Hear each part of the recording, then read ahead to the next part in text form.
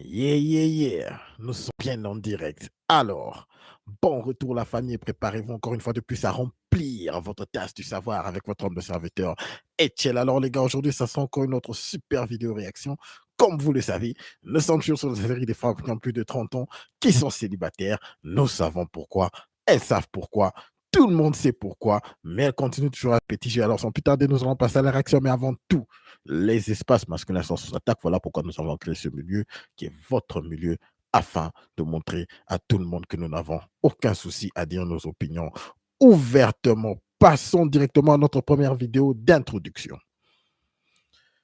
Comme d'habitude, ces derniers temps, nous voyons bien des séries, ok, des petites vidéos qui parlent d'une histoire. Donc, avant cela, nous allons suivre ce que cette tantine a bien à nous dire. C'est parti. Coucou. Et là là. Oh, il faut que je... Ok, voilà. Story time. Story time, faut toujours que je commence mes vidéos avec mon coucou. Bref, aujourd'hui, j'ai officiellement 31 ans. Oui, je suis officiellement dans la trentaine. Frappage du mur à faux speed. Hier, j'étais comme encore borderline, genre j'ai 30, mais là, non, là, je suis dedans solide. Je voulais vous jaser, parce que ça fait longtemps que j'ai pas fait de vidéos, puis là, je parle vite parce que je vais me grouiller, j'ai pas beaucoup de temps. Bref, je trouve ça raide cette année, mon 31, parce que je croyais le passer en couple. Je croyais passer dans des fêtes en couple. Mais jeudi dernier, jeudi, j'avais un peu l'air de ça. Ça marche pas, j'arrive pas à mettre la vidéo. Bref, je vais faire une vidéo sur TikTok. Bref, je broyais, j'étais vulnérable as fuck. Puis là, je me suis comme. Le lendemain, je me suis dit. Botte-toi le cul, fille. Les raisons sont toujours les mêmes. Du genre. T'as de bonne fille, t'as de bonne valeur, mais on s'attache pas. Je suis tannée. 31 ans. Une femme qui parle comme ça. Là, je suis tannée. Mais bon, je m'arrête pas à ça. Je continue. Je suis en mode look at me. Genre, regarde-moi ce que je vais faire. T'en crois pas tes yeux. Tu perds pas. En tout cas, tu vas réaliser la fille que tu perds. On se comprend. Mais bon, regarde, ça arrive. C'était une claque d'en face. Une solide claque. Malgré que j'avais un doute. Mais c'est ça. Mais bref, c'était zéro ça le sujet. Ben, moitié, là. Bref, j'ai 31 ans. Fait que souhaitez-moi bonne fête. On va faire du bien au moral. C'est le fun. Puis on va pouvoir jaser. Puis on va se... Je vais vous répondre, comme d'habitude. Like usual. Puis c'est ça. Je voulais vous faire une joke, mais j'ai pas de joke vraiment. Fait que c'est ça. J'ai reçu ma fête une petite grosse robe de chambre de ma grand-mère. De ma grand-mère. What the fuck. De ma maman. Tu sais, une robe de chambre genre homemade. Des pieds à la des pieds, de la tête à la taille, des têtes aux pieds. Bref, j'ai reçu ça. J'ai reçu quoi? J'ai failli recevoir un dildo à job. Bref, on n'en parlera pas. Mais bref, je garde le sourire. Puis c'est ce qu'il faut. Puis je vais continuer à vous faire rire ici. Du moins, je vais essayer, là. Si ça vous fait pas rire, ben, puis je m'en fous, là. Fait que c'est ça. Donc, sur ce, bonne soirée. Je vous embrasse. Puis je vais faire d'autres vidéos bientôt. OK. Bye, là. Ciao, ciao. Elle est en train de se plaindre. Elle a dit que non. Elle a essayé de sortir avec un gars que ça n'a pas marché. Donc, les raisons, c'était comme d'habitude. Ça n'a pas cliqué. Tu es une bonne personne, mais ça ne clique pas. En fait, c'est quoi? Le truc, c'est que ces genres de femmes ne vont que derrière, elles ne courent que derrière les personnes qui sont au top, les personnes qui sont au 1%. OK? Voilà pourquoi ces genres de personnes s'en foutent d'elles. Ils sont, lorsqu'elles viennent, si ces femmes viennent vers eux, ils sont parce qu'ils ont beaucoup d'options. Tu vois? Voilà pourquoi on les rejette facilement. Et même si ces genres de personnes le disent, écoute, non, il veut juste s'amuser, quoi. Elles vont céder. Lorsque ces genres de personnes qui sont de 1% les disent, écoute, brisage du dos, et puis on passe à la prochaine, elles vont céder. Pourquoi? Parce qu'elles ne courent que derrière les 1%.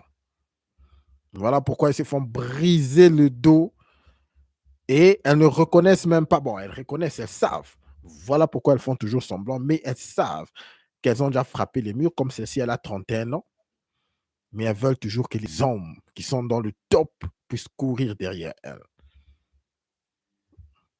Elles continuent à rêver, les gars. Nous, on passe à autre chose, OK? Nous allons passer à notre série d'aujourd'hui. Alors, aujourd'hui, ça sera encore un peu plus particulier. Les gars, il y a une petite ici qui a essayé de mentir. Il y a une petite qui a essayé de cacher la vérité à son gars. Finalement, comme on dit toujours, la vérité, malgré que ça revient, ça vient avec l'escalier, ça va arriver, tôt ou tard. OK? Finalement, tout a été découvert par son gars. Suivons carrément, les gars. Découvrons. C'est parti. Je suis là aujourd'hui pour vous faire part d'une situation qui me fatigue vraiment. Et donc, je suis là aujourd'hui pour vous faire part d'une situation qui me fatigue vraiment. Et donc, j'ai besoin de votre aide. D'accord. Et je veux savoir quelle est la personne que vous souhaitez rencontrer sur le plateau. Frère Roland, je souhaite rencontrer mon fiancé Firmin. C'est avec lui que vous avez ce contentieux Oui. aujourd'hui de problème. Oui, Ça fait combien de temps déjà que ça dure, ce problème? quelques mois. Et est-ce qu'avant de venir sur ce plateau, vous avez tenté vous-même personnellement ou par des voies interposées de trouver une solution? Frère Roland, je suis passée par beaucoup de personnes, à commencer par ma famille, nos amis en commun, ses parents. Mais mon fiancé ne veut rien entendre, il ne veut rien comprendre. Voilà pourquoi je suis venue vers vous, afin que vous m'aidiez à le reconquérir, parce que je tiens à lui, je l'aime sincèrement. D'accord. Et vous avez pour habitude de suivre l'émission ou c'est quelqu'un qui vous l'a recommandé? Je suis souvent l'émission, oui. Et puis, il y a une de mes amies qui m'a recommandé cette émission par D'accord. rapport à ma situation. En tout cas, nous, on est très contents de vous recevoir sur ce plateau. Comme on le dit, nous ne sommes pas Dieu. Nous intervenons pour que Dieu aide à régler les conflits qui se présentent entre les hommes. Et nous espérons qu'au soir de notre échange, vous repartirez d'ici avec un grand sourire et que la solution sera trouvée. On veut savoir qu'est-ce qui se passe réellement entre vous et votre fiancé Firmin. On va découvrir votre histoire dans la rubrique Le Grand Déballage et c'est tout de suite. Moi, je n'attends que le pasteur Tchoumou. Pas déçu. Nous revenons à nous vous, allons très aujourd'hui. chère dame Julie. Vous êtes en train de nous dire que depuis quelques mois déjà, vous avez un malentendu avec votre fiancé et cela vous met mal à l'aise. Qu'est-ce qu'il y a exactement? Que s'est-il passé? Qu'est-ce que vous lui avez fait? Ou qu'est-ce qu'il vous a fait? Vous avez la parole. Expliquez-nous tout. Frère Roland, j'ai rencontré Firmin dans l'une des villes de l'intérieur. Un après-midi, je partais au supermarché. Et c'est là que une voiture m'a accosté. Et je suis allée vers la voiture et le conducteur. Et c'était Firmin qui était à bord de ce véhicule-là. Et il m'a demandé comme ça de monter afin qu'il me dépose là où je partais.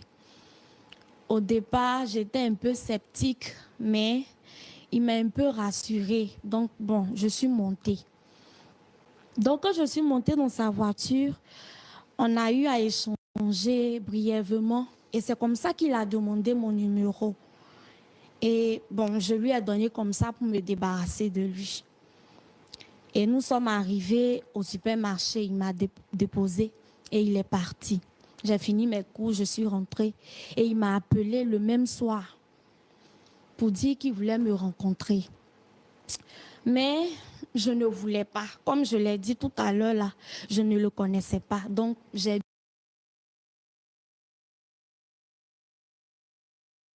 dû inventer une excuse. Et il a laissé tomber. C'est comme ça qu'il a insisté. Et puis des jours après, je crois 3 jours après, il a tellement insisté que j'ai dit, OK, je vais à son rendez-vous pour l'écouter, pour qu'il me laisse en paix.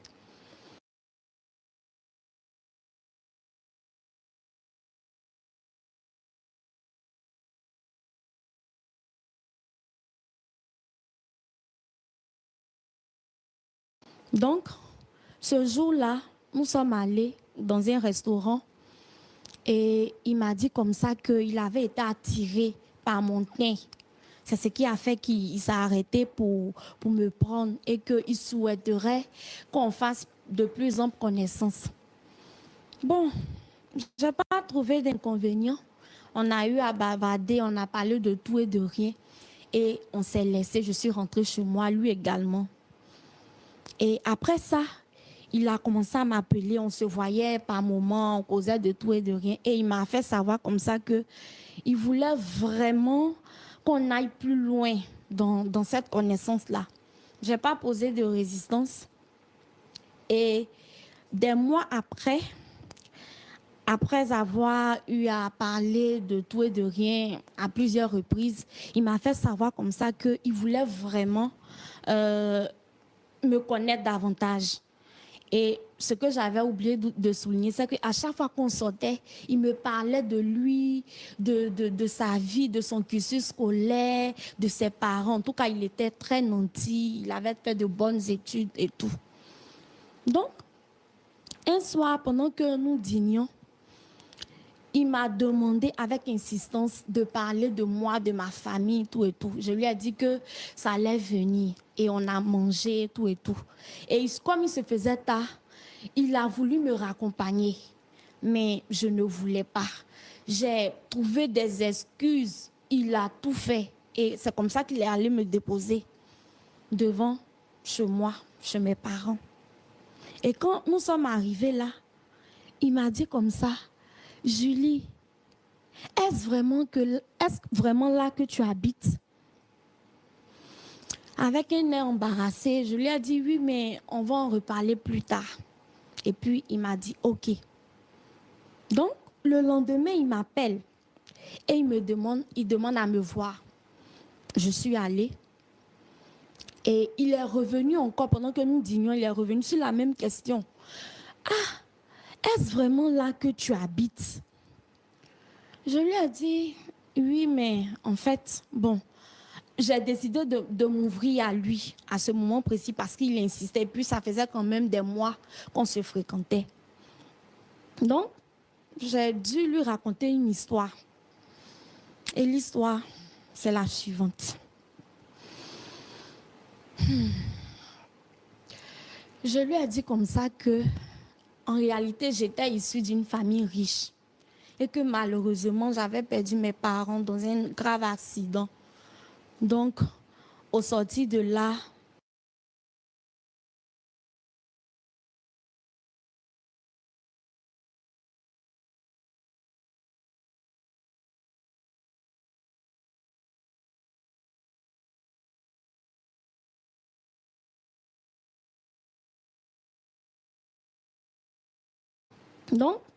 j'ai dû lui raconter une histoire. Et l'histoire, c'est la suivante. Je lui ai dit comme ça que, en réalité, j'étais issue d'une famille riche. Et que malheureusement, j'avais perdu mes parents dans un grave accident. Donc, au sortir de là, malheureusement pour moi, j'ai été lésée parce que mon père n'avait pas fait de testament. Et ceux qui devaient gérer ont mal géré. Donc, c'est comme ça que je me suis retrouvée dans cette famille adoptive-là. Où, voilà, ça ne reflétait vraiment pas son niveau de vie. Qu'est-ce que vous lui avez dit? Je n'ai pas saisi, vous lui avez dit que... Je lui avais dit que, en fait, là où j'étais, c'était chez mes parents adoptifs. Parce que j'avais perdu mes parents, ils étaient riches, mais pour une question d'héritage que mon papa avait laissé, mes parents avaient laissé, je n'ai pas pu rentrer en possession. Donc, j'ai été lésée et puis je me suis retrouvée là. Et ça ne l'a pas découragée. Je me suis rendu compte que... C'est une histoire inventée que vous lui avez donnée. L'histoire n'est pas vraie, c'est ça? Effectivement, ce n'est pas une vraie histoire, mais pour pouvoir le captiver, et puis j'avais un peu honte de la situation de mes parents, j'ai dû mentir, j'ai dû raconter cette histoire-là. Et ça ne l'a pas découragé, bien au contraire, ça a rehaussé son amour pour moi. Donc, tout allait bien. C'est après ça qu'il a décidé de venir me rencontrer chez mes parents Donc j'ai accepté, il venait, il venait, il venait. Et mes parents ont eu à attirer mon attention pour demander, ah, ce monsieur qui vient ici, là, c'est qui? J'ai dit, ah, c'est un ami. Mais nos parents, ils ne sont pas dupes. Ils ont forcément dû sentir quelque chose. Donc, j'ai fini par dire la vérité. Et quand j'ai dit la vérité à mes parents pour dire que c'était mon petit ami, ils étaient d'accord parce que souvent, il apportait un peu d'argent à mes parents, tout et tout. Donc, tout allait bien. Et il a demandé la liste de la dot à mes parents. Mes parents lui ont donné.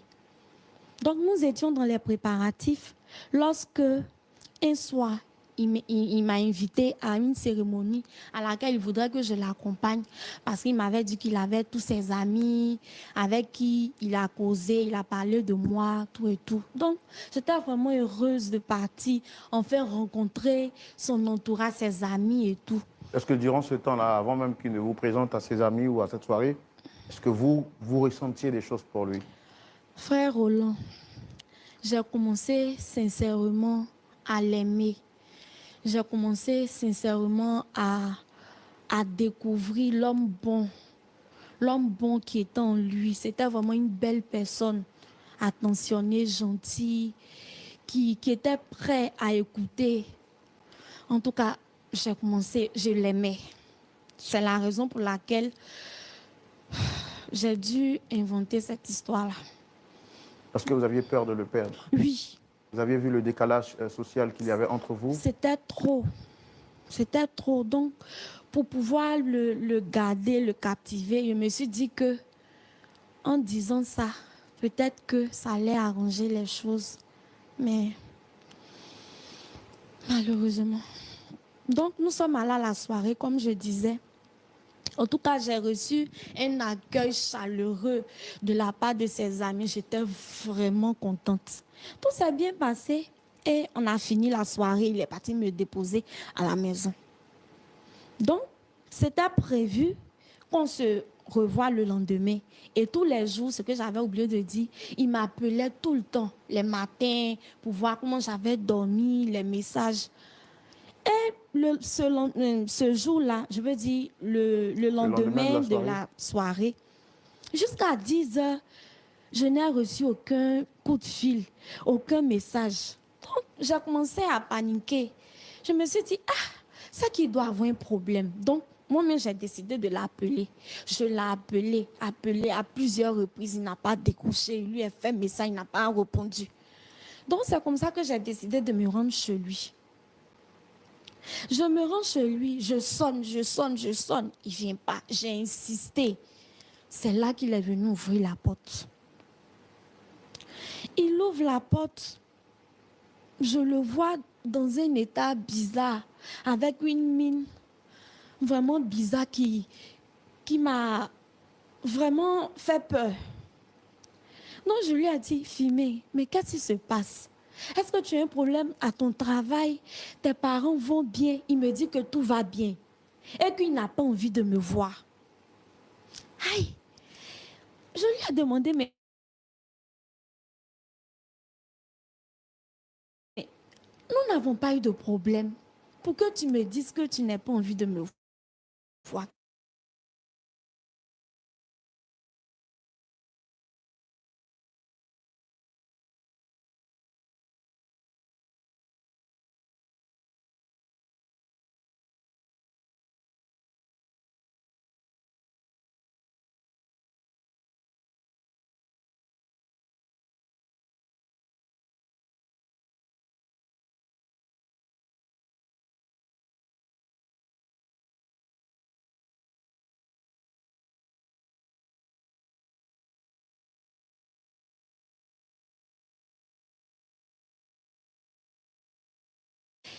Je lui ai demandé, mais nous n'avons pas eu de problème.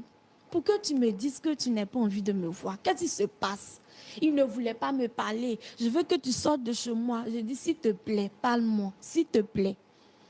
À force d'insister, il m'a dit comme ça que je connais toute la vérité. Ah, Je connais toute la vérité. Je lui demande, de quelle vérité parles-tu? Il me dit, je connais. Je lui dis, Fimé, dis-moi tout. Et frère Roland, de quelle vérité? Dis-moi tout. Et frère Roland, de quelle vérité parle-t-il?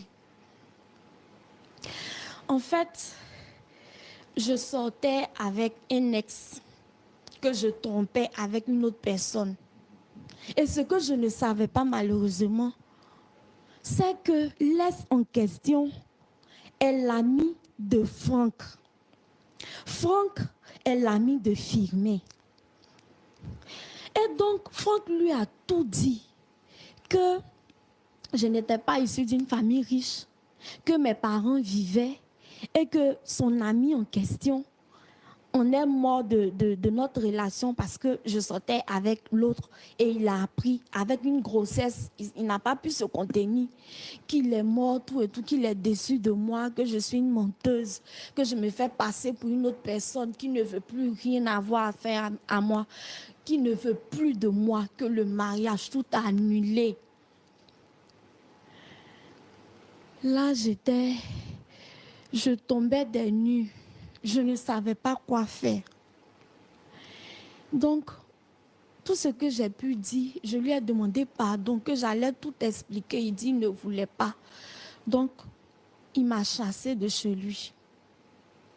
Au sortir de là, je suis allée voir mes parents, ses amis, pour lui demander pardon afin de pouvoir résoudre la situation. Mais ça n'a pas été. Voilà pourquoi aujourd'hui je viens vers vous, frère Roland, afin que vous m'aidiez à reconquérir mon mari. Je sais que j'ai mal agi, je regrette. Tout ça, c'était pour le garder. J'avais honte, je ne savais pas comment lui dire que mes parents étaient pauvres parce que je tenais à lui. Je tenais à lui. Donc D'accord. aujourd'hui, je me tourne vers vous. Je suis désespérée. D'accord, il n'y a pas de problème. Nous, on va vous aider à notre manière. Nous ne sommes pas Dieu. C'est pourquoi on vous a reçu malgré que ça n'a pas été facile, on vous a reçu. Est-ce qu'en dehors de ce mensonge-là, là vous êtes sur un plateau de vérité, dites-nous tout pour qu'on puisse vraiment savoir comment est-ce qu'on va intercéder en votre faveur auprès de lui. Qu'en dehors de ce mensonge, il y a d'autres vérités que vous auriez dû lui dire, que vous n'avez pas pu lui dire. Oui, frère Roland. En fait, je lui ai menti, je lui ai dit que j'étais vierge quand on s'est rencontrés, ce qui est faux. J'ai eu plusieurs relations